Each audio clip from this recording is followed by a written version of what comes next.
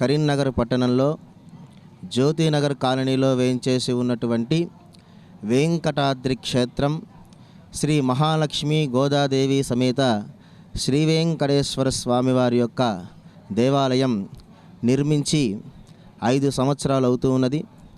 గత 4 సంవత్సరాల నుంచి ఎంతో వైభవోపేతంగా తిరుపతి వైఖానస పండితులచే అత్యంత వైభవోపేతంగా బ్రహ్మోత్సవ కార్యక్రమాలు ఇక్కడ జరుగుతూ ఉన్నాయి.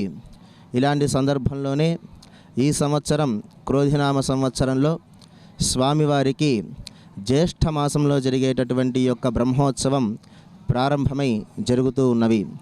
ఈరోజు 4వ రోజు స్వామివారికి ఎంతో వైభవోపేతమైనటువంటి నరసింహస్వామి అలంకారంలో ఈరోజు తిరుమాడ వీధుల యందు తిరుచి వాహనంలో బ్రహ్మోత్సవ శోభతో స్వామివారు ఉత్సవంగా తిరిగి పద్మశాలీల ద్వారా ఆడపడుచు యొక్క పద్మావతి అమ్మవారు వారి యొక్క ఆడపడుచుగా భావించి సారెను తీసుకురావడం, ఈరోజు సాయంత్రం స్వామివారికి ఎంతో వైభవోపేతమైనటువంటి తనకు ప్రీతిపాత్రమైనటువంటి కళ్యాణ మహోత్సవాన్ని కూడా ఇక్కడ అంగరంగ వైభవోపేతంగా నిర్వహించడం జరుగుతూ ఉన్నది.